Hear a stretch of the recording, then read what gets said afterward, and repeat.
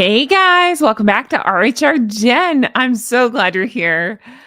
Hi. Oh my gosh, it's so weird to be on camera. Hi, Merry Christmas, everyone. I just wanted to jump on before this video starts and wish you all a very Merry Christmas, Happy New Year, Happy Holidays, Happy Hanukkah, whatever you're celebrating.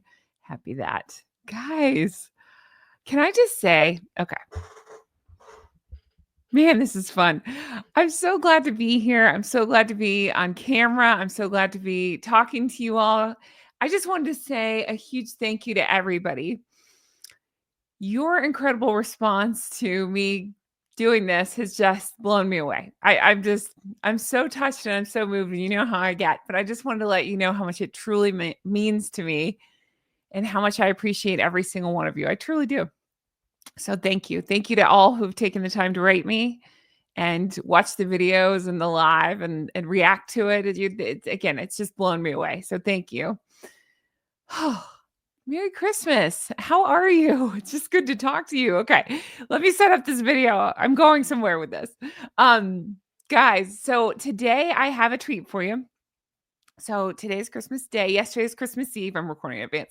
So yesterday, if you missed it, I did a thing with the Sidley twins. It was like a channel crossover collab type thing. So on their channel, we did part of the show. And then on my channel, we did the other part. So definitely go watch that. It's all about Christmas Vacation. Wow. That's like one of my all-time favorite movies. So I recapped it in detail with like behind the scenes trivia, anything I could find. I talked about, maybe like 2 years ago. I can't remember. It's been a little while. Okay.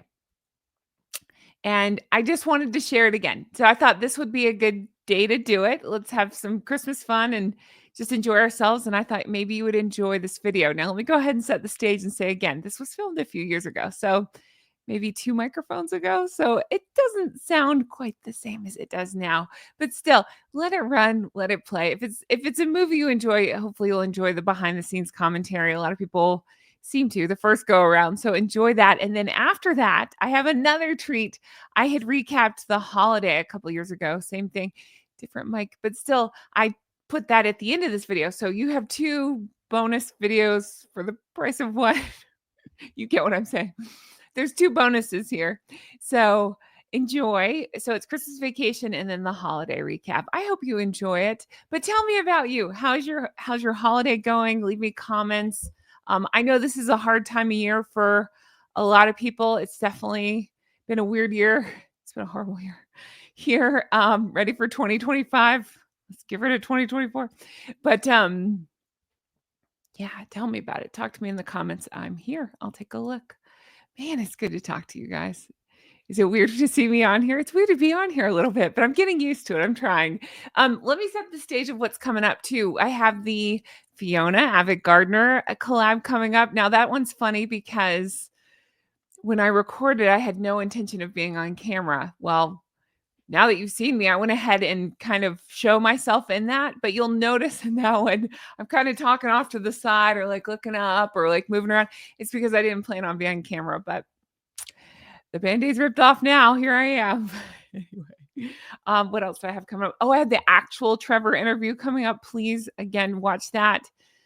He was so nice about it. He gave me so much of his time and then I messed it up. That's how, if you missed it, that's how this face reveal happened. I uploaded the wrong one. I named the original file and my edited version almost the same name. So I messed up and uploaded the wrong one. So whoopsies, as you do, right? Anyway, I'm rambling. Definitely watch that. So the Trevor video is coming up. Avid Gardener. I think I'm breaking Avid Gardeners into 2 parts because it's so juicy. We just talk about Harry and Meghan the whole time. So I know you guys will enjoy that.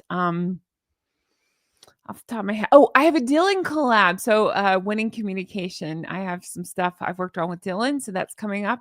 I have lots of stuff. I'm just so glad to be here, guys.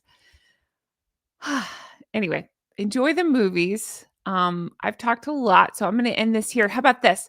I'll stop this here. Enjoy the movies, recaps. If you want to see more, I don't know. I'm ready to keep talking. So I'll tack this on at the end. So that way, if you want to get in the movies, you can. And if you want to see more, watch, don't forward watch. And then at the end, join me again. Okay. Bye. Hey guys, welcome back to Real Housewives Recaps. Today, you know what? I am so excited. because we're going to be talking about Christmas Vacation.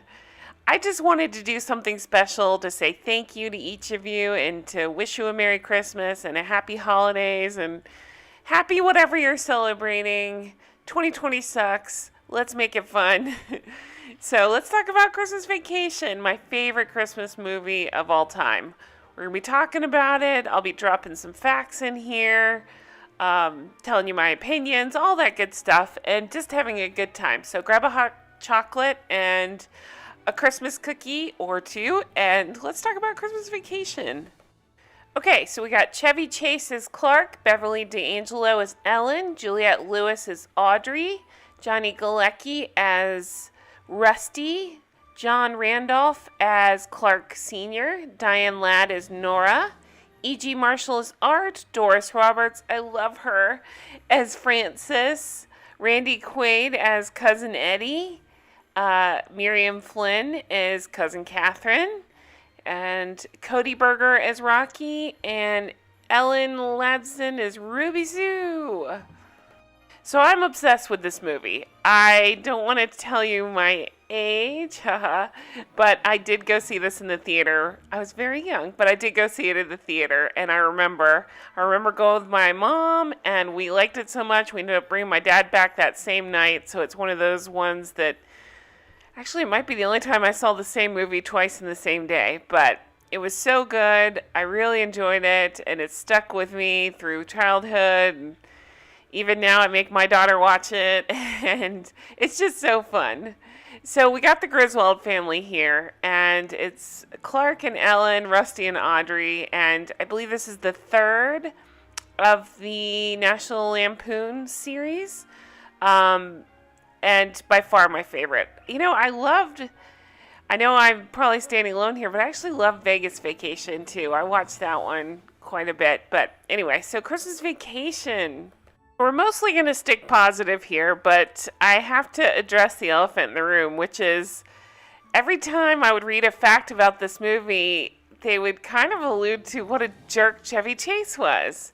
I'm going to pretend to ignore that because I love him in this movie, but yeah, there's a lot of stories out there. The first director set for the movie was Chris Columbus, and he met with Chevy, and it went so poorly that he dropped out. And he says at the time he was completely broke and living with his in-laws, but he just couldn't do it. He said it was so bad, the meeting with Chevy.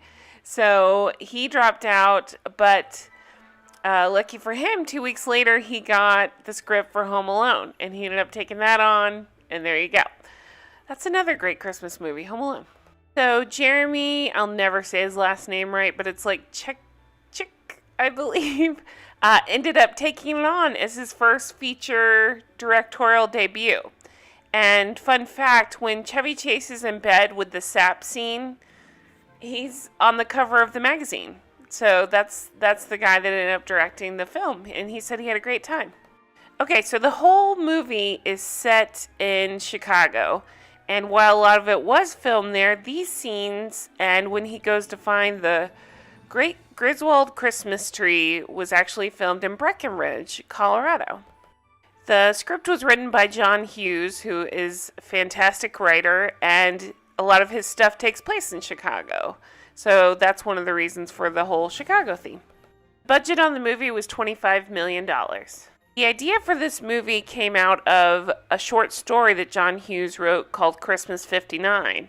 So there's a little Easter egg when Clark's in the attic watching the old movies. One of them's labeled Christmas 59.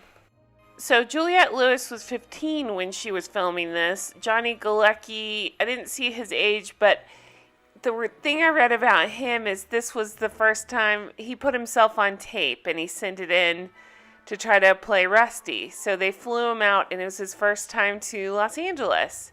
And he immediately got to read with Chevy, and it went so well that Chevy ended up telling him right there in the room that he got the part.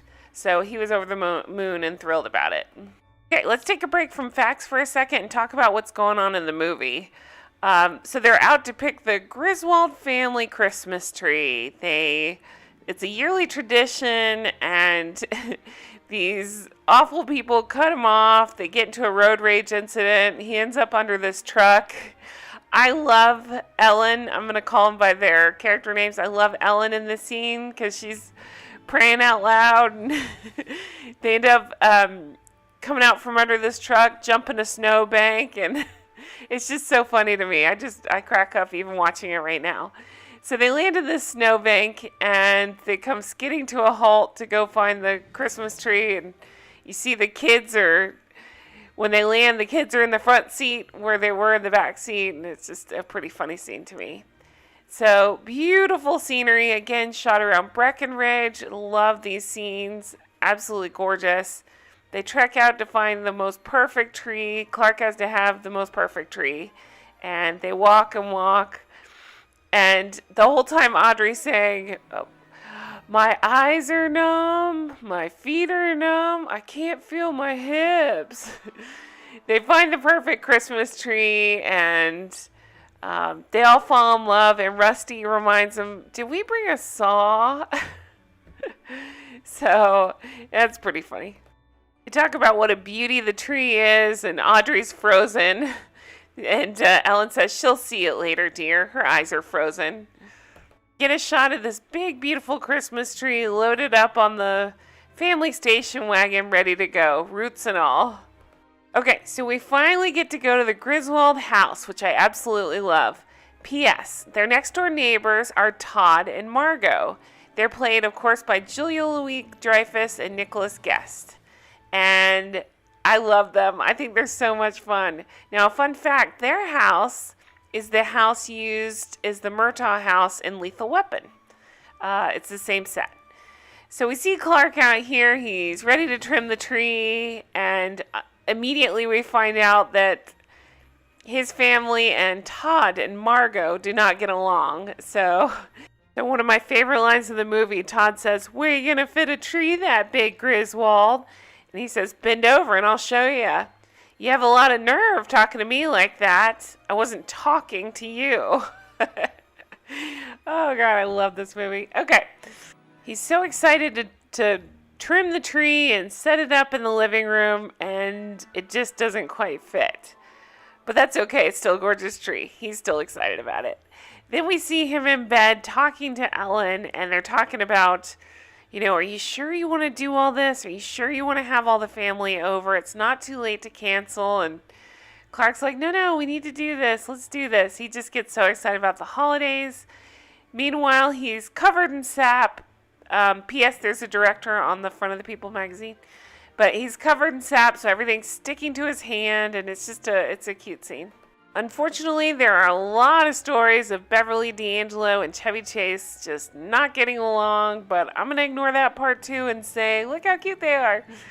So here's the advent calendar that we see throughout the movie. I love it. I think this was my first introduction to an advent calendar and how they work, counting down Christmas. But it's also a great way to keep the story going so you can tell what day or how many days before Christmas it is. This is Bill, played by Sam McMurray. He had roles in Raising Arizona and Drop Dead Gorgeous, and I just remember him from the 80s and 90s. This is their boss at the Food Additives Company, and his name is Mr. Shirley. He's played by Brian Doyle Murray, and he is Bill Murray's brother. He and Chevy Chase were in Caddyshack together. Okay, so Mr. Shirley is a hard ass, and the whole point of this movie, well, not the whole point, but one of the big themes of the movie here is all about Clark is waiting for his Christmas bonus so he can put in a pool. He's a family man. He wants to take care of his family, and this is his dream to put in a pool. And he needs this Christmas bonus check to cover the down payment that a check that he wrote. So, a lot riding on that. Sounds like he already spent the money. He's just waiting for it to come back in. This is Mary, played by Nicolette Scorsese. Now, she had a few roles in things like Boxing Helena and NYPD Blue. Now, Clark is shopping for gifts and absolutely loses his mind when he starts talking to her. Pretty funny scene here.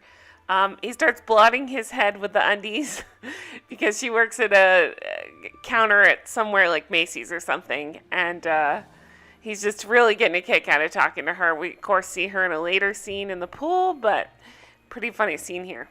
So we're back at the house, and it's a beautiful winter day. Love seeing this. We see everybody chilling. It's like the calm before the storm. Everybody's, doing their thing, getting ready for all the Christmas festivities coming up. We see everybody getting ready, and you hear ding dong, and it's the family. It's the parent, each set of parents.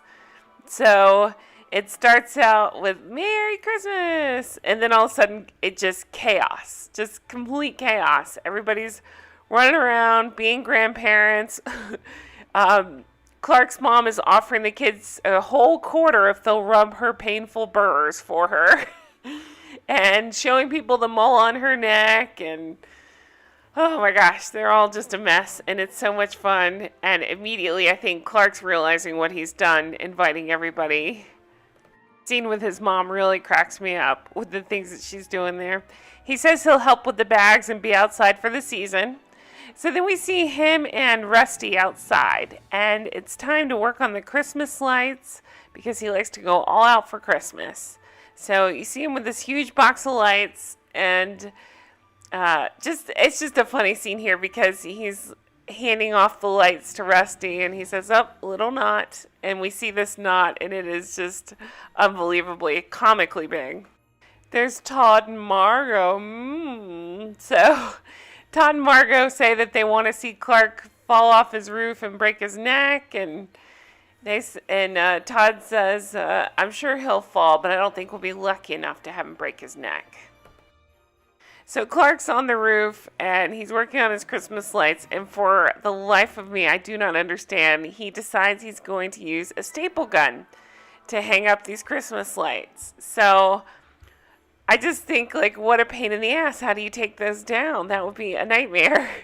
But that's what he's doing. So we see him staple his shirt to the roof, or to the awning there. And, comedy ensues. There's lots of falling down moments. The ladder collapses on itself. The ladder starts to fall backwards.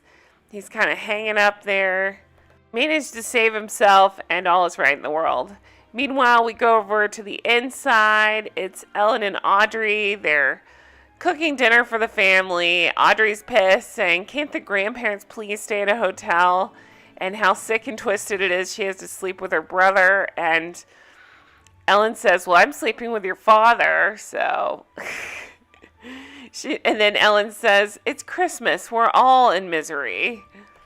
So Ellen is all stressed out. She starts smoking, and immediately her mom can sense it and yells, "Ellen, are you smoking?" And she says, "No." And we see her chop the head of lettuce.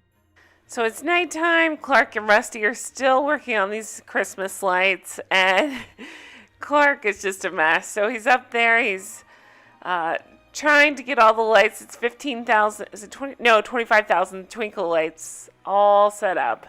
And he falls off the roof. He starts to slide down the roof, and he catches himself on the gutter and luckily saves himself, but the gutter starts to bend, and this, javelin of ice shoots out. It ends up shooting into Todd and Margo. I'm going to say their names like that because it cracks me up, but Todd and Margo's house, and ruins their stereo system, and it's a great scene. Clark falls into the bushes. Ellen comes out to tell him dinner's ready, and he's like, "Great, I'm starving," from yelling out of the bushes. Meanwhile, Todd and Margo's house, they're trying to figure out why the stereo is all destroyed and why the carpet is all wet. And they get really pissed, and they realize, it's the Griswolds. So Clark thinks he's ready to go. Why he didn't test this out beforehand, I do not understand. But he tries to plug in the lights, and we all know how this goes. Everybody's waiting and freezing and in the snow, and Clark just can't get it lit. Just nothing is working out for Clark. He cannot figure it out. He's He's trying to get him to do a drum roll, and the lights just aren't working. So nothing's working out, nothing's lighting up. Ellen's mom is drunk and laughing and saying, talk about pissing your money away. So everybody goes to bed, but poor Clark is still up there working. Nothing's working out. He cannot figure out if he has to check all the bulbs, because this is back in the day that if one bulb went out, then your entire strand was ruined. So the next day, Clark is going up in the attic to hide presents. So we see some physical comedy here where he gets hit in the head with a ladder. When he's walking around upstairs, he's hit in the head by some boards, and just lots of physical comedy going on. So he's up there and it's cold, and Ellen's mom is walking around downstairs, and she says, where's that cold coming from? She sees that the ladder is down. She doesn't even think that, oh, hey, somebody could be in the attic, and she goes ahead and closes it up, thereby trapping Clark. So he's stuck up there. So he's stuck. The rest of the family is loading up. They're going to they're going to do some last minute shopping and get some lunch. And they're asking where Clark is. Nobody can find him. And her dad is saying, I have to go eat so I can take my back pills. So thereby they leave Clark. So he, too late, figures out that he can open the window and yell out, Ellen, but she doesn't hear him. They're already on their way. This is before cell phones. Yeah, you get the idea. So he's stuck up in the attic. So I absolutely love this movie. I've probably seen 100,000 times. I will be honest, this is my least favorite part of the movie. It slows down a little bit here. He finds some clothes to dress up in. We saw the physical comedy. He pulls out these old films of his family growing up, that sort of thing. And he's watching that, and he's getting teary-eyed. But to me, it drags out a little bit. So I'm going to skip over this part. The Christmas 59 Easter egg I was telling you about, that's what the short story was originally called. So the family returns home from shopping, and Ellen is going to hide some presents up in the attic. So we see him having this moment of watching these videos and crying, and she's going to put the presents away. She pulls on the door, and we see him instantly fall. Todd and Margo are having an evening at home. They've just worked out. They allude to things moving up to the bedroom after showers, so we know that's setting up for something. So we're back over to Clark, who is trying to figure out what the heck is going on with these lights and why nothing is working. He and Ellen are really trying to figure out what's going on, if it's the lights, the cables, what's happening. So it's just one thing after another, and he's so frustrated he can't figure it out. He's messing around with the lights. He turns on some switch, which he's not out there because he's with the switches, and it turns on the lights. And it blinds Todd and Margo. So their intimate night is ruined, and it's hilarious. It's his mom, I think, that flips on the switch maybe in the garage or something that makes the outlet work. So Ellen's able to see it. She calls him to come look. He's not there. He's tinkering with the other lights. And meanwhile, they're completely blinded. And it's just such a cute scene. So we see the 25,000 twinkle lights all lit up. And he, of course, does not get to see it because he's tinkering with the lights. So his mom ends up switching the switch back off, again, not realizing what's happening. So by the time he goes out there, nothing's working. So Ellen goes back out there to look to figure out what's going on. She switches the switch back on, and there's the lights. So it's just such a great scene. It's so funny. He's so excited to see his white lights all lit up, his beautiful house. And again, this outlet just makes me crazy. It just looks like the biggest fire hazard I've ever seen. But so funny. His reactions, his faces, love it. The family hears him hollering. They race out to see what's going on. Again, Ellen's not realizing that it's a switch either quite yet, so she flips it back off, and it goes dark. We see Todd fall down the stairs, carrying a tray, and Margo's freaking out. The family comes out in time to see that it's not lit up. So again, the old men especially are crotchety, like, why are you calling us out here? What's going on? And Clark's just losing it. He's getting so mad. He just doesn't understand why nothing's working quite right. The family's watching and Clark is fully having a meltdown. He ends up punching Santa and his reindeer. And funny note on this is he broke I believe they said it was his pinky while filming this scene. But he stayed in character, and that's why he started doing a lot of kicking. And I guess the director thought it was so funny, they ended up using that take. So he actually broke his finger during this part. But so we see, finally Ellen realizes it's the switch. She flips it back on. The house is all lit up. Finally, everybody can enjoy it and see it. Clark is just so excited to have the house lit up like this. He's hugging everybody, and he's saying, I'm so glad that you were able to be here. I hope this adds to your enjoyment of the season. And he's walking around, giving all the family a hug, and all of a sudden you see this, and you're like, what? It's Cousin Catherine and Cousin Eddie. So Cousin Catherine she's Ellen's cousin. And this is her husband, Eddie. And oh my God, they make the film. Eddie especially makes this film to me. It's so funny. So they're the black sheep, redneck, whatever you want to call it, cousins. And they rolled in their RV. They have their 2 children with them. It's Rocky and Ruby Sue, as well as they say, pride and joy, their dog Snots. Rocky has a lip fungus they haven't identified yet, and Ruby Sue, they said her eyes aren't crossed anymore. They said gets kicked by a mule, eyes go crossed, falls in a well, eyes go uncrossed. I don't know. They asked about the older kids. One is getting cured off the wild turkey, and one is barking for the yak woman in the circus. So Catherine explains that she wanted to call, let them know they were coming, but Eddie really wanted it to be a surprise.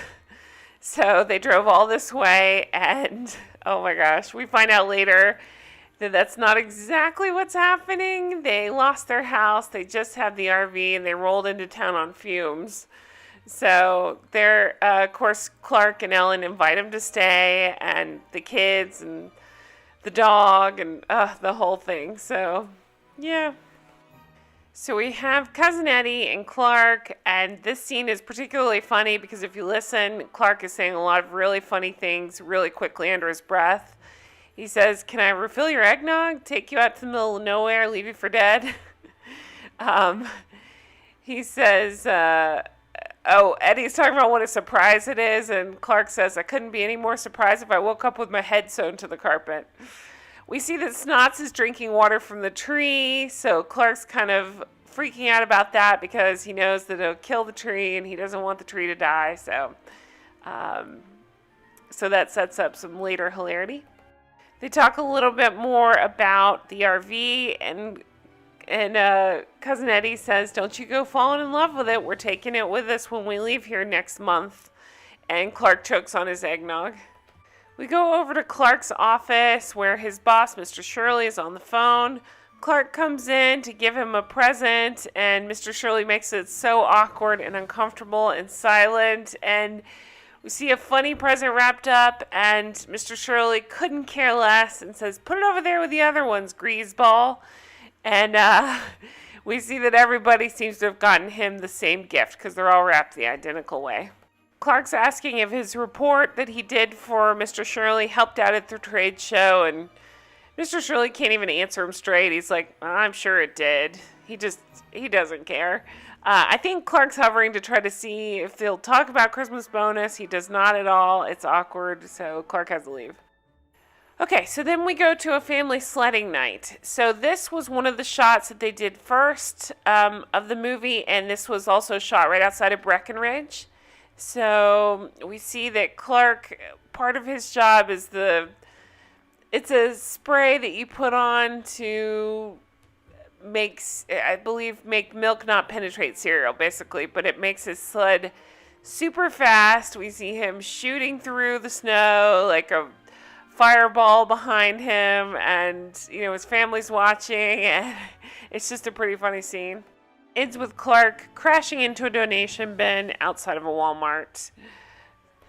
So back at the office, this is where we really find out what's going on with Clark. So he's asking Bill, it's the last day they're working before, the Christmas holiday. And he's asking Bill, did you get your Christmas bonus yet? And he says, well, my kid says some messenger showed up at the house, so I'm sure that's it. And Clark explains that he really needs his check to come through to cover the pool expense. So, so that's where the stress is for Clark, and that's why he's so freaked out about this Christmas bonus, and kind of why he's been short with everybody and just really wanting this all to work out. So that night back at the house, he's stressing about his bonus. He's thinking about what's going on, imagining what it'd be like to have the pool, imagining the family enjoying the pool, and just, I think, basically willing it all to work out. He has a very disturbing image of Cousin Eddie in his Speedo with his tank top tucked into it. It's frightening. Then he imagines Mary, the sales girl that he met, that he really found attractive. He imagines her at the pool, and we see him imagining her, like, stripping down, at the pool, and his thoughts are quickly interrupted because Ruby Sue comes up. Ruby Sue says, Santa Claus, and he's startled. It's like, no, I'm not Santa Claus. And basically we find out here that she's worried. She said she's awake because Rocky bit her thumb. And they're both kids are worried because they don't know if Santa's coming this year. And Clark's trying to tell her, no, if you've been good, he'll come. And she said, we were good all last year and he didn't come. We didn't do nothing and we still got the shaft. So Clark's realizing that Eddie and Catherine may not be able to provide for Ruby Sue and Rocky this year. The next morning, Clark comes down for breakfast. He sees a very loud scene with his family, kind of arguing with each other, just being noisy. So he avoids that room. He goes to look out the window. Ellen says good morning. They kind of talk about what's going on with Eddie and the kids and how they can help and make sure that Santa visits the kids. Meanwhile, he sees Eddie outside in his bathrobe pumping his toilet into, I guess it's the sewer line down below, and it's or drainage. It's so gross. It's just completely disgusting. It's a terrible idea, as we see later. It's just, oh God, such a funny scene. Todd comes out for a run and immediately smells it and runs back inside the house, and Eddie's out there yelling, "Shitter's full." It's just such a great scene. Okay, so if you want some interesting Googling, you should Google Randy Quaid and look into him. I'm sure you all have heard, but in case you haven't, he has a very fascinating story, we'll say. He seems to have lost his damn mind, basically. He was married to his first wife and had a daughter. And that didn't work out. They went their separate ways. He says he had a delayed adolescence and he didn't want to be tied down. So that happened. And then he remarried his second wife, who he seems to currently be married to, Evie. And this is the one you need to look up, the two of them, because they're the ones that you see. They've been arrested a lot, we'll say, for things like squatting and some claims they've made of, I believe, being stalked, and you need to Google that. I'll leave you with this. He believes that there's this group called Star Whackers out, and they're the ones that killed Heath Ledger, and that they're quite possibly coming for him. So grab your tinfoil hats, jump on the Google machine, and have fun. Waste an hour of your life doing that, because it's an interesting read. So here Clark is saying that he and Ellen want to give the kids a nice Christmas this year, and Eddie, at first is like, I don't know, but he's like, that's just a real nice surprise, just a real nice surprise. So after that, he pulls out a list and says, here's a list alphabetical starting with Catherine, meaning you should get her and Eddie gifts as well. And he says, if it's not too much to ask, I'd like to get you something real nice. Oh my God. So he wants Clark to spend money on getting himself and Ellen presents too. Oh my gosh. Okay, so it's getting closer. I believe it's Christmas Eve. And so this is where we see Aunt Bethany arrive. It's Louis and Aunt Bethany. And oh my God, the hilarity ensues. So they come in and they are played by Mae Questel and William Hickey. And they are just so funny. Bethany especially just really cracks me up because she's just so happy and excited, but she is just completely clueless as to what's going on. She's saying things like, I love riding in cars, and when did you move to a new house? And they didn't. And did Rusty join the Navy? No, Aunt Bethany. Uncle Luce's hair comes out in his hat, so they're trying to fix that without him noticing. And it's just one thing after another. Well, we find out that Bethany wrapped up, well, to quote them, she wrapped up her damn cat. Ellen explains she's old, she gets confused, they don't have much money, so they wrap up things around their house to give away. So they wrap up the cat, and they have to end up, of course, opening the box. They said they have to go ahead and open it because they can't leave the cat in the box. And then the other one is leaking. And Ellen sticks her finger in the package to see what the heck is leaking out. If you watch closely, Eddie sucks it off her finger. It's so disgusting. She genuinely looks shocked. And he says, it's lime. And it's her Jell-O mold. Oh, it's so gross. So then they go to have a nice Christmas Eve dinner. And in true Griswold fashion, it doesn't go to plan either. Since Aunt Bethany's the oldest one there, they ask her to say grace. And she says, huh? Grace died 30 years ago. And they're saying, the blessing. So she starts saying, pledge allegiance to the flag. So Clark puts his hand over his heart. Eddie stands up. That's how that goes. Clark goes to carve the turkey, and it completely collapses. Catherine starts crying and says, I told you we put it in too early. And it's just left with like the crispy skin, I guess. Nothing inside. It's just completely burnt. Cousin Eddie says, save the neck for me, Clark. So Clark basically has to cut off pieces of just the skin and pass it around to everybody. This is one of my favorite things to watch closely because if you pay attention, each one of them is eating it differently. It's Clark's mom is trying to bite into it and struggling, so she dips it in her water glass. Ellen is actually flinging the skin off of her fork and then pretending to eat it. So it's a great scene. Cousin Eddie takes a big scoop of sweet potatoes, takes a bite out of it right there, decides he likes it, and then dishes it on his plate. It's so disgusting. The kids are kind of fighting and throwing food back and forth. So they had to let that cat out, and we see the cat start playing with the Christmas lights on the tree. Oh my goodness, that cat.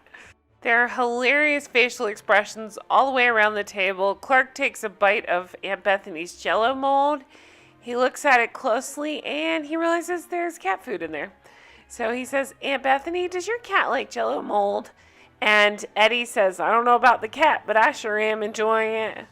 We see the cat nibbling further on the Christmas lights.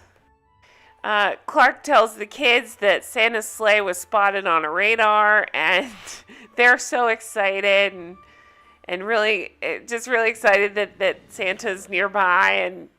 And Uncle Eddie says, you serious, Clark? And Eddie shoots some daggers. So then we start hearing some commotion under the table, and not sure what's going on. You hear these god-awful noises. They start to look, and it's Snots. And Clark says, Eddie, what's wrong with the dog? And Eddie says, Nah, he's just nosing through the trash. Probably got stuck on a bone. And then you hear this awful yakking noise, and he says, oh, he got it up. So Clark and Ellen in the very next scene, you see them going to check to see what's going on with the trash, and it is everywhere. So they have to stop their meal to go clean up all this trash that this dog that they didn't want there has left everywhere. So then Clark is going back into the living room, and he notices his tree is unplugged. So he starts plugging everything back in. You guys, this is where we get the fried pussycat scene. Let me tell you about this. Apparently the studio was not into this at all. They did not want this scene. So the director kept sending the writer, John Hughes, to go deal with it. And John Hughes kept sticking up for the director, saying, no, it's funny. It's not cruel. It's just funny. And it ended up staying in the movie. So that's how we got that. The fact I forgot to tell you, too, is in the last scene with the dinner, especially with Aunt Bethany and Uncle Lewis, when, they're talking, there was an earthquake that day on set. It was a surprise earthquake. Nobody expected it. So while they were filming, an earthquake happened. This is where Cousin Eddie says that cat had 9 lives. He just spent all of them. And it's fried pussycat. That's what he says. So Ellen is trying to distract everybody else and get them out of the living room. And Cousin Eddie and Clark have to get the chair out of the house. Here that we see the green light happening, so we know something is going on where Cousin Eddie pumped the sewer, pumped into the, I don't know. He made a mistake there with that toilet. So everybody's sitting around after dinner, and Uncle Lewis is smoking his stogie. And, oh my gosh, he lights himself on fire. So he's standing too close to the tree, so the tree goes up in flames too, and you just see this huge fireball explosion while Clark is enjoying his dessert. So it's just one thing after another, and the tree is completely toast. When Clark asks Lewis what happened, Lewis says, it was an ugly tree anyway. So just when everybody thinks Clark is going to absolutely freak out because he loved this tree and because everything that has happened through the holidays, they get a knock on the door, and it's a messenger. And he says basically that this envelope fell between the seats of his car and he didn't see it and he's sorry. And Clark is so happy because it's his Christmas bonus. It's the one he's been looking for and waiting for this whole time. So before he opens it, he goes ahead and makes the announcement. He says, with this bonus check, he is putting in a pool. So the whole family celebrates. He says, that's it. That's the big one. And he's putting in this pool. And he says, if there's enough left over, I'm going to fly you all here to christen the pool. And Eddie says, I can't swim. And Clark says, I know that, Eddie. I know that. So finally, Clark opens it. And he's in shock, and he's making these weird noises, and the family's not quite sure what's going on. And Ellen's trying to lighten the mood, and she says, is it bigger than you thought? And everybody laughs, and Clark's not really saying much, and she says, is it smaller? And it turns out that Frank Shirley got them all a enrollment to Jelly of the Month Club. And Eddie says, that's the gift that keeps on giving. That it is, Edward, that it is. So this is where Clark absolutely loses it. He tears it to shreds. He's had enough. And he says, if anybody's looking for a last-minute present for me, I'd like my boss, Frank Shirley, brought here with a big red bow. So, he's just venting. He's talking to his family about what an ass his boss is, and he'd really like to confront him. Well, Cousin Eddie takes him a little too literally, so we see Cousin Eddie sneak off. So when I was doing the research of this film, this scene came up a lot. He gives a big, long speech about, he's just so angry about everything, of all the dickless, heartless, hopeless sack of monkey shit, all the stuff he says.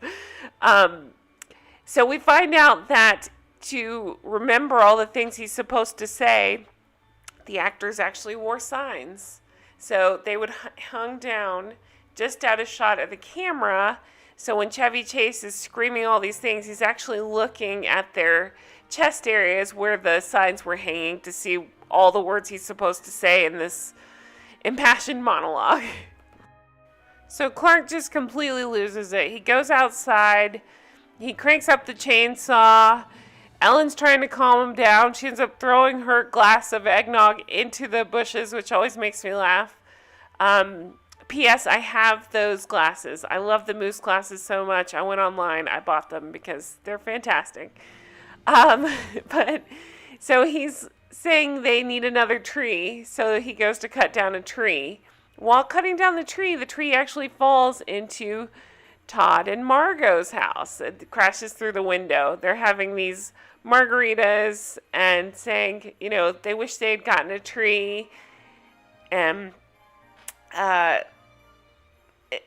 at that moment, the tree actually crashes through the window because of Clark.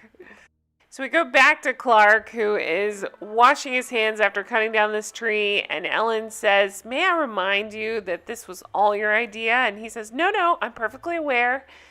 And he's absolutely acting crazy. She asks him why he's not blinking, and he's walking around with his chainsaw. He ends up fixing the newel post by just completely sawing it off.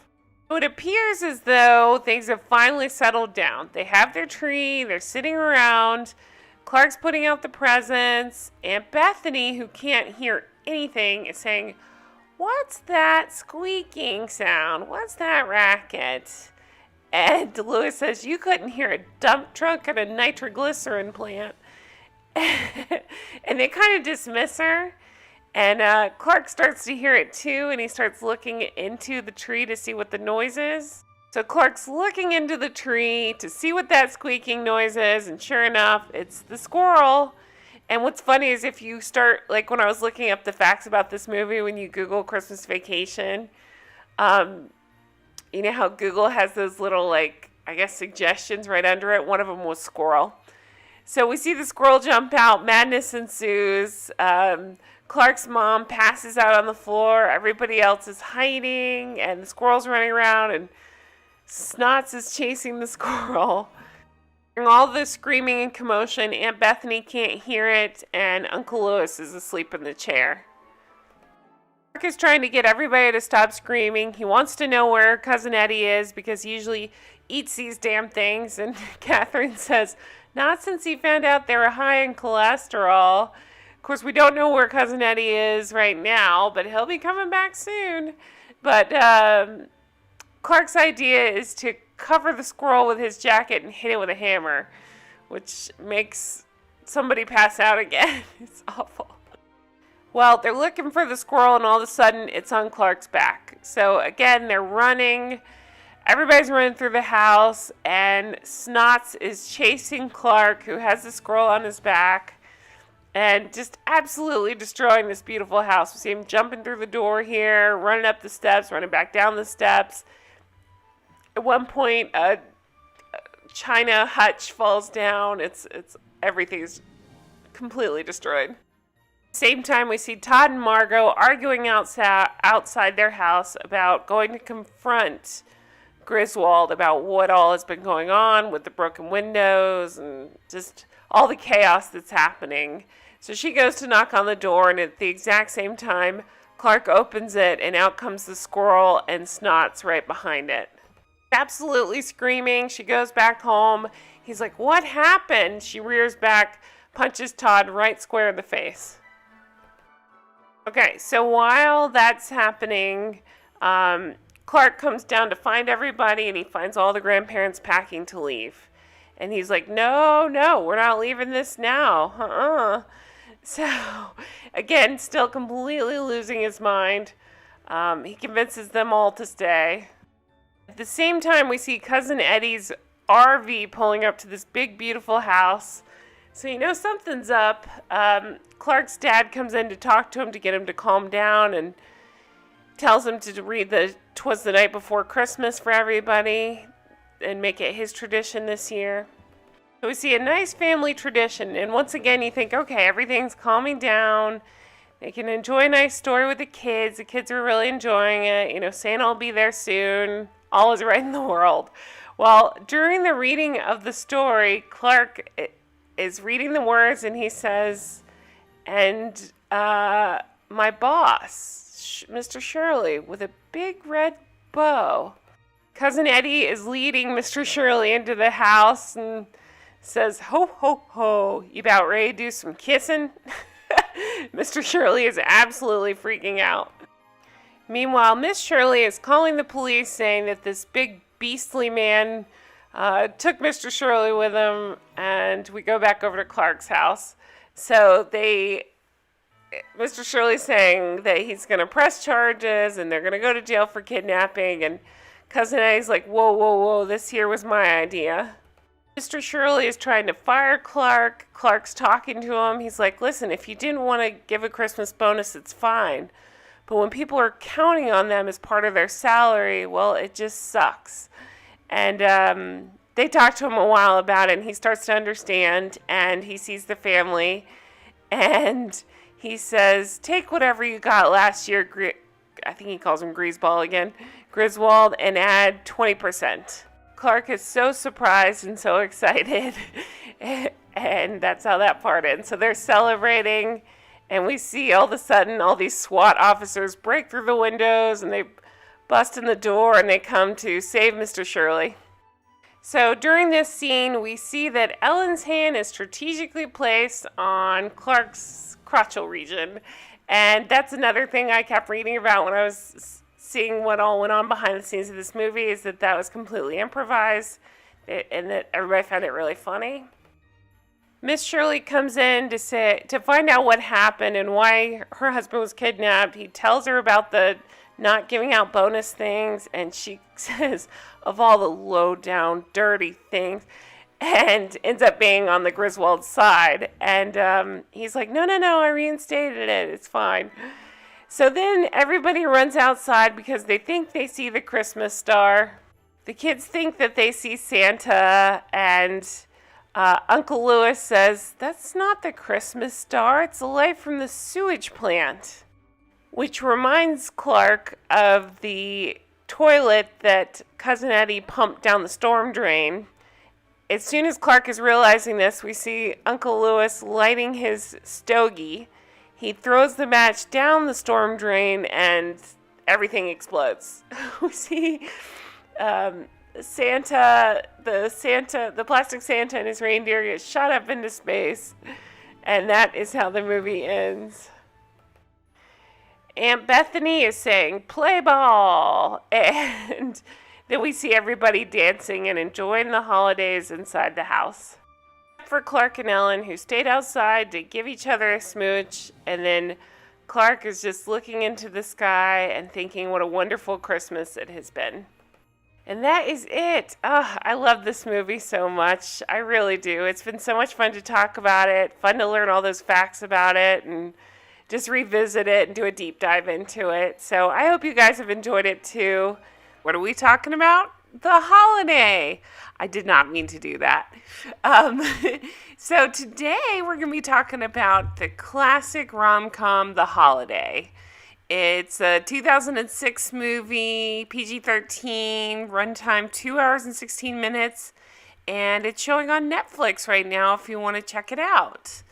The Holiday. So its main stars are Kate Winslet, Cameron Diaz, Jude Law, Jack Black, to name a few. And yeah, it's just one that I have watched a million times. It's not the greatest movie, but I very much enjoy it, and if it's on, I will just pick it up and keep watching it. So it's written and directed by Nancy Meyers, and of course Nancy Meyers has been involved with everything, every rom-com ever, Father of the Bride 2, I mean, just everything. You know Nancy Meyers. So yeah, Baby Boom. That's one of my favorite movies ever. I need to do a separate thing on Baby Boom. I love that movie with Diane Keaton. So good. Okay, so let's talk a little bit about this movie. I just wanted to do a holiday movie. I wanted to spread some cheer. I want to talk about this. And I wanted to kind of go over some of the stuff from the movie. So, the holiday. It starts off. Okay, so our main characters here are Iris, played by Kate Winslet, Amanda is Cameron Diaz, Graham is Jude Law, Miles is Jack Black. We have a jackass Jasper, played by Rufus Sewell. And what struck me about this movie, I have always obsessed about the English countryside. And I love this cottage scene here. It's set in Surrey.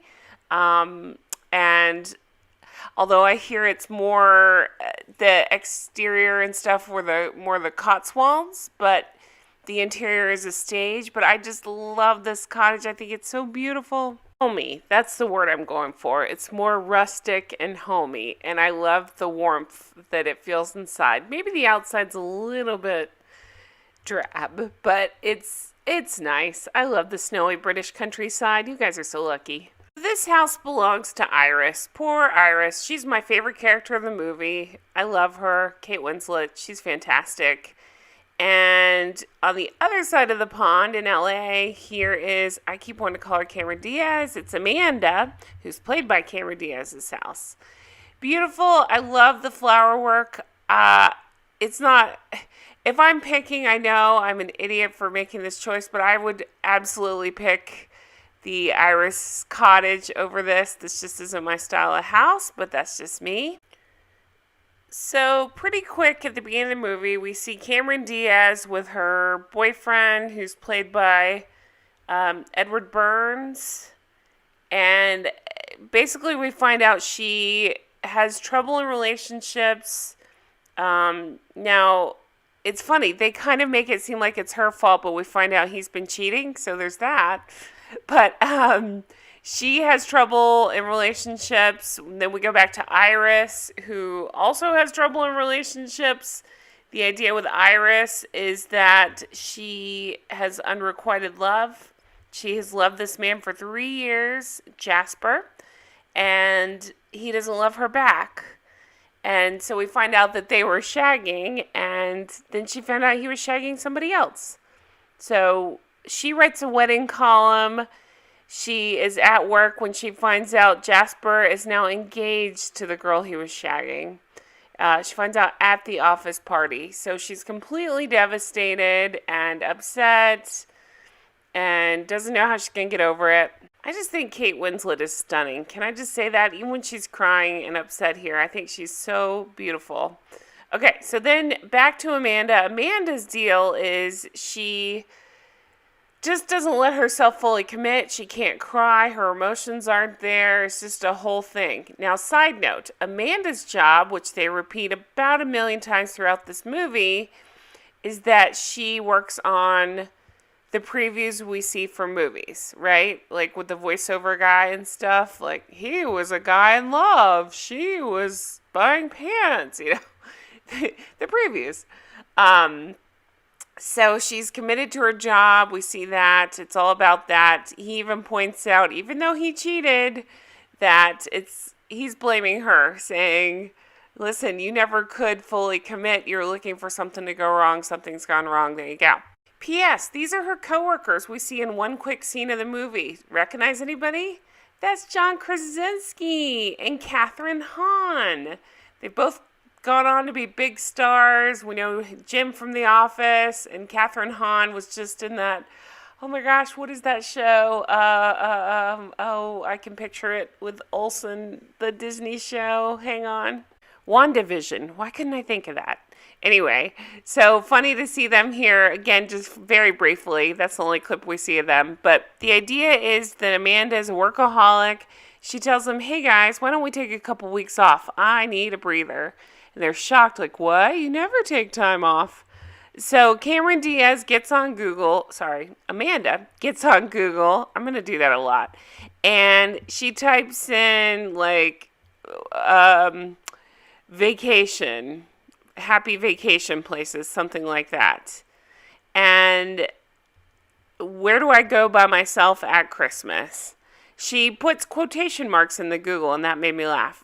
She can't cry. She's begging for one tear. She lands on England. She starts looking. She decides on Surrey. And she finds this fairy tale English garden, quiet English home 40 minutes outside of London. So Iris is she's crying about the whole thing that went down with Jasper. She gets a ding on her computer. They start communicating, Iris and Amanda. And Iris has to explain to her what a home exchange is. They switch houses, they switch cars, they switch everything. The plan is to do this for about 2 weeks, and they decide they'll start tomorrow. So Amanda asks, are there any men in your town? And Iris says 0. So they decide they're going to switch starting tomorrow. We see them on planes. The idea is Iris is flying in coach, and Amanda is high maintenance and flying in first class. And we see them headed to each other's destinations. Why not, right? I love this idea in theory. I understand why it wouldn't work out in real life, but I live in Florida. Anybody want to switch homes? Especially my English peeps? Anybody? No? Okay. Amanda gets to Surrey, and it's like fish out of water, snow, all this stuff. P.S. Love her outfits. I do. They look so cozy. And Iris gets to LA and absolutely freaks out, loves everything about it. Very cute scenes. So I do have to confess here, I don't love the character of Amanda. I don't love Cameron Diaz as an actress. She's okay. I don't hate her or anything. I just don't think she's my favorite. I have a very warm spot in my heart for Kate Winslet / Iris. I love her. I think she makes the movie. I would rather watch a 2-hour movie about her. Although I love the setting of Surrey, so I don't know how to do that. I guess put her back in Surrey. I'd like to see that. Anyway, so it's just a whole thing. So it's just 2 different lifestyles, like a quaint cottage in Surrey and, this big, huge mansion in LA. So kind of seeing the differences here. And just to start fresh for both of them. By the way, when Iris was on the plane, she got a message from Jasper saying, I heard you left on holiday. How do I reach you? So this seems to be a theme with him. He's always trying to get a hold of her. She needs to get away from him. He's a terrible person. P.S. They dated in real life. Did not know that. I found out Kate Winslet and the guy that plays Jasper, who is Rufus Sewell, they dated in real life for a little while. Okay, so she tells him on the plane, listen, I just need to I need to fall out of love with you, basically. Okay, so Amanda, she's trying to sleep on the plane, hears her own life. This happens a lot. She hears her own life story in the form of a trailer. Let's move on. Okay. Country versus city scenes. Amanda takes Iris's Mini Cooper for a drive, freaks out over the narrow roads, goes to the store and buys every snack and wine. I kind of love that scene where she's just like going crazy. She's back in bed here, having all of her snacks and her wine. That sounds like a pretty great night, snuggled up, watching TV. Again, another movie preview. That seems to be the trope of this movie, is they play her life in movie previews, and she makes them. She sees a lot of them. Iris swims in the pool, picks a movie from a huge collection. Then we have a ding-dong at the front gate. So then this is where we meet Miles, Jack Black. Miles is with his girlfriend. We find out Miles works with Amanda's ex, and he's there to pick some stuff up. And Santa Ana winds are blowing. He's a film composer. Maggie is the girlfriend. She comes up. They meet. And you can imagine where this is going. Meet cute, right? There is Maggie. Now, the thing I remember about this actress, her name is Shannon Sauceman. She was in A Knight's Tale, 40 Days and Nights, and things like Rules of Attraction. She's the very first one I remember when I was young. I heard she named her baby something real weird. That's a common thing now, but back then it was not. And I just remember her son's name is Audio Science. Audio Science, think about that. Remember Jason Lee named his son Pilot Inspector. Okay, moving on. Okay, so we're back to Amanda. She's at the beautiful cottage in Surrey. She hears a knock at the door. She's been sulking in bed with her wine and her snacks. We hear somebody very drunkenly yelling, Iris, open the door. I'll take a leak all over the place. And it's Graham, Iris's brother, played by Jude Law. And I know he's a piece of shit in real life because, sleeping with the nanny, stuff like that. I don't care. I love him. Look how cute he is. No, I know he's terrible, but I really do. I find him so attractive, especially in this movie. Graham, he's so cute. His little glasses, he's just so cute. There is an error actually in this scene. If you look closely in his glasses, you can see some of the recording stuff in his glasses reflect back, which is pretty funny, but I love him. So Amanda apparently does too, because they immediately kind of are into each other. Amanda tells him about Iris going to LA and that she's not happy, so she'll be leaving tomorrow at noon. They cheers. He asks her to stay, and they end up kissing. And then she says, hey, maybe we should have sex since we're not going to see each other again. So that happens. So we go back over to, it's Iris, and she's met this neighbor, right? And he seems lonely. So he's been struggling with loneliness. It's a sweet story where she's kind of helping take care of him. And maybe take care of him isn't the right word. He just gets a little confused and she kind of helps him out. So Jack Black comes over to see what Iris is up to and how she's getting along. She ends up inviting him and throws a Hanukkah party with this neighbor. And the neighbor is played by Eli Wallach. And Eli Wallach he just passed away in 2014 at the age of 98. He was in The Good, the Bad, the Ugly, Magnificent Seven. He was acting up until he passed. I really liked him in this movie. Very sweet scenes with him. So lots of switching back and forth. At Amanda's, things are awkward, after having slept with Graham, and he's saying, listen, if you decide not to go home, I'm going to the pub tonight with some friends. Meet me there. If not, you're lovely.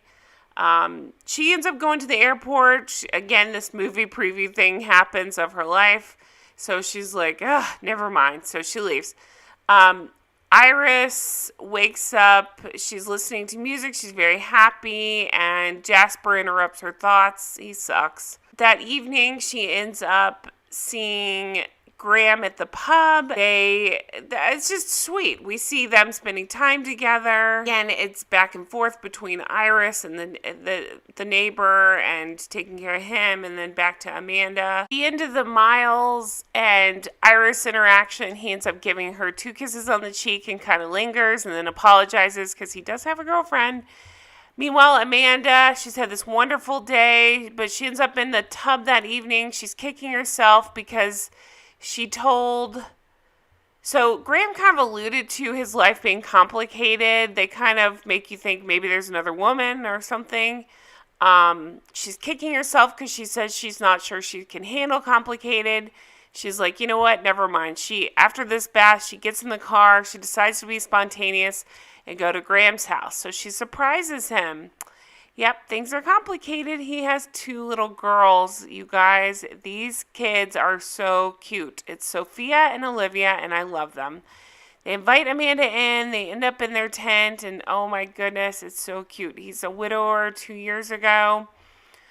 He offers everybody hot chocolate. There's just very cute scenes. He does this thing called Mr. Napkin Head. I love Jude Law. So just very cute scenes. You can see them all bonding. He finally can explain, she wants to know why didn't he tell her, and he's saying it's constant overload. It helps him to compartmentalize his life in order to deal with everything. He was afraid to introduce her because she'll be going back. Amanda will be going back home in a few short weeks. Meanwhile, Iris goes over to Arthur's again. She finds out that because he's been in film all these years, that they want to have a tribute for him. And she thinks it sounds brilliant. He thinks it's a terrible idea. He gives all these reasons why he doesn't want to go. He doesn't want to. One of his things is he walks with a walker. He doesn't want to have to use this walker in front of all these people. He says, who wants to see me, get up on stage and receive this? She convinces him. She starts working on exercises with him to get him to improve his strength and just to help him out. Back at the house, her brother calls, and it's, of course, Graham, and she tells him, hey, you should pop over and meet Amanda. Haha, he already has. Amanda calls at the same time. They kind of have, again, it's just like perfect timing, rom-com, the usual. And she figures out, oh my gosh, Amanda and Graham have slept together. She's like, I can't believe you had sex with a woman in my house. And meanwhile, Miles calls her and says, what are you up to Christmas Eve? So she decides, they decide to meet up. It's so sweet. They end up going to Blockbuster. When's the last time you saw Blockbuster? And Miles meets up with her and tells her how great she looks. So he composes theme songs. And the idea is he's going to help with this Arthur thing. They're going to end up, he's going to compose some music for him. That scene's coming, but he sings theme songs to her from the movies in Blockbuster. He sings a Graduate song to her, and we get a shot of Dustin Hoffman from The Graduate in the store. Now, funny thing about that is Dustin Hoffman was in his car driving by when he realized, oh, hey, it's a Nancy Meyers film. So since they were friends, he stopped in, and she's like, I have to put you in this movie. So they came up with a role right then for him to be in the movie. So he's there. So right after that, Miles, through the window of the Blockbuster, sees his girlfriend, like, laughing and holding on to somebody. Dun, dun, dun. And all you can see is them breaking up through the window. So it's awkward. We knew it was coming. Back at Amanda's house, where Iris is staying, they kind of compare stories. Turns out his girlfriend, so he had said that she was in Santa Fe shooting a movie for like a month, but after 2 days she finished up, and she's been staying with this new guy ever since. He says he doesn't want to ruin Iris's Christmas Eve. Well, she lays on the whole Jasper thing to him. It's just sweet. They need each other. They talk it out. He offers to make her fettuccine. And then we go over to Amanda eating fettuccine. It made me want fettuccine, you guys. Switching back and forth. Amanda's packing up. Graham shows up and kisses her in the snow. Jack Black is playing music for Iris. They're picking music for Arthur to walk out on the stage to. He wrote a song that sounds like Amanda. It's so sweet. He tells her he wrote a melody for her, and he would only use the good notes. It's so cute. So meanwhile, back with Amanda and Graham, they hooked up, and he says, you must come to London all the time for work. No, not really. He convinces her that long distance could work. He's trying to. She's like, no, it won't work. She's leaving in 8 hours. It's not going well. She's just not. He keeps trying to talk her into it. He ends up saying, I love you. And she says, I'm trying to think of what to say. And he says, if it's not the immediate response, if it doesn't come to you, then it's probably not there. Iris is at dinner with Jack Black. They're talking about movies. They have so much chemistry, which I know, Jack Black, but still, it's cute. It's cute. His phone rings. He ends up sighing and taking the call, and it's his ex, and I'm so bummed. I hate this. So the ex calls, and he says that she's wants to work it out. She misses me, and Iris is trying to be the bigger person here and says she came to her senses. He says we should get the bill. And then we find out the Writers Guild is later, and he's like, I don't know how long this will take. I'll try to be there. I'm sorry. So, such a disappointing scene. I hate that part. So she sits there alone and crying. It's so depressing. So she goes back to the house, and Jasper calls her. And she says, I'm reading the pages, and no, I haven't forgotten. And we're only hearing her side of the conversation. She says, what kind of surprise? I'm looking around for it. And Jasper's there. Jasper's there with a box, and he says, I came here because I had to see you. I hate this guy. She says, I was right there for 3 years, and you said that we were square pegs and round holes and gave me all these reasons why it wouldn't work, and here you are. So back to Miles, his girlfriend is apologizing, saying she screwed up. They make you think, oh, maybe they'll get back together. We'll see. Amanda wakes up in the bed next to Graham. Again, they seem to have a pattern. Back to Iris and Jasper. I really hate this guy. So luckily she comes to her senses and realizes that he's not actually single. So she says, you're still engaged? And he says, yes, but... And she says, 3 years late, I'm 3 years late in telling you this, and throws him out of the house. And it's the best scene. She said she finally got gumption and tells him to get the hell out. She ends up going over to Arthur's house. He says she's a knockout. She is. She looks beautiful here. They arrive to his tribute. He gives her a corsage. It's so sweet. And they walk in, and he was worried nobody would show up, but it's hundreds of people there applauding him and his career and are so excited to see him. And we see Arthur walk to the stage, and he ends up doing it. It's just a big momentous occasion. He's able to walk without his walker, and he had the courage to do it, and he was excited to be there. It was such a sweet scene. And then we see Jack Black run down the aisle to stand next to Iris, to be there in time to be, to be there for her. He says he's never been to Europe. If I come over there, will you go out with me on New Year's Eve? So we find out that he ended up, he and the girlfriend did not get back together. He wants to be with Iris, and it's so sweet. They kiss, and she says she would love to. Meanwhile, we see Amanda leaving the cottage. She and Graham are hugging and saying, let's not make a bigger deal out of this than it is.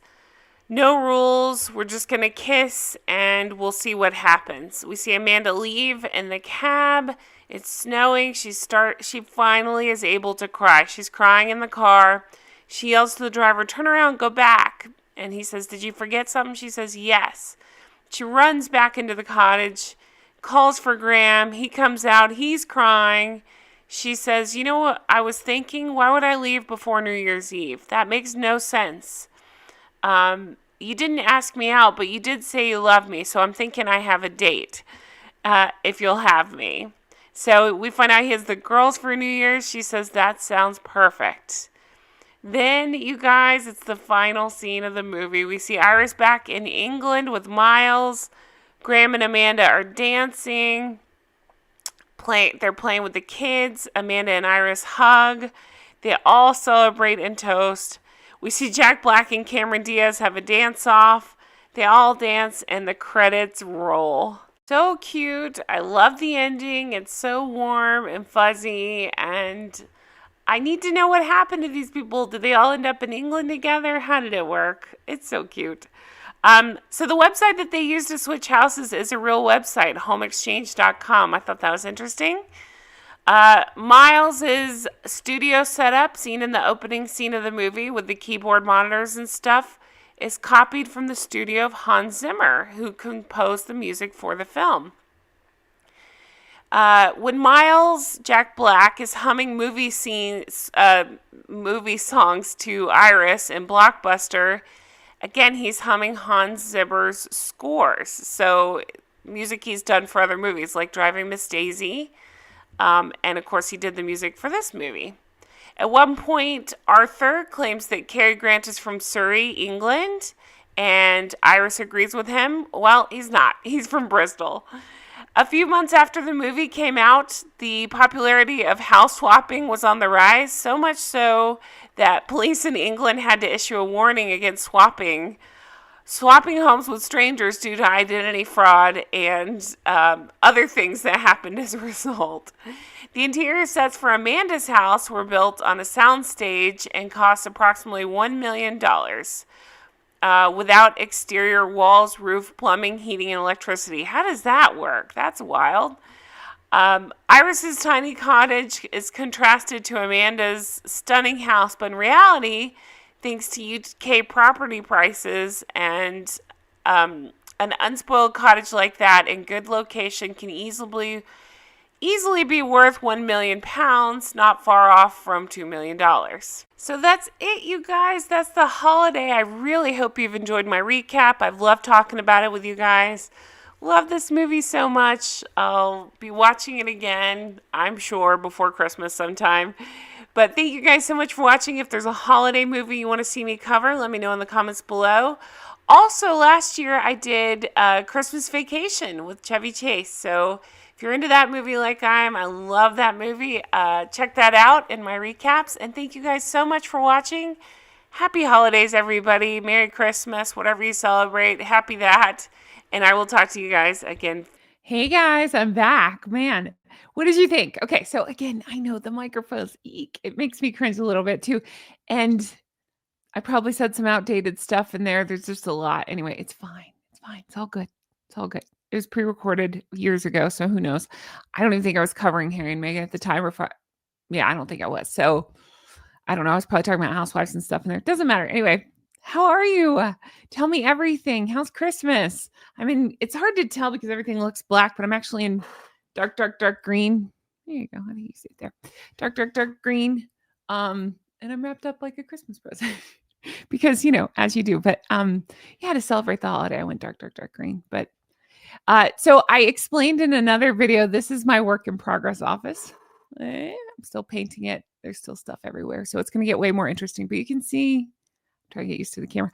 Blue. So that's the blue I'm going with. I can't wait to show it to you. Still painting. But anyway, I'm rambling. I'm just so excited to be here. I hope you all had a lovely Christmas and happy Christmas Eve. And I hope you had, I hope it was everything you want it to be. If you wanted to be on your own, some people said that. I totally get that. I'm kind of jealous of that. I hope you enjoyed that. If you, were with family, friends, loved ones, whatever it was, I hope you enjoyed yourself very much. Anyway, I'm going to leave this here. Again, thank you so much, truly, from the goosiest of my feathers, for your support, for being so kind to me, for the comments. I'm blown away by your comments. I really am. The nicest things ever. I'm so touched and so moved. You know how I get. Thank you. Truly. Thank you for everything. And I can't wait to bring you more stuff like this. So again, I'm going to try to be on camera more. I still have some pre-recorded stuff that's not on camera. So that's going to be okay. We'll figure it out together. But in the new year, I'll be on camera. So thank you guys for everything. I'll talk to you again soon. Merry Christmas. Happy New Year. I'm going to do a live sometime between, my plan is to do a live sometime between Christmas and New Year. So we're going to do the best we can. Thank you guys for everything. Bye.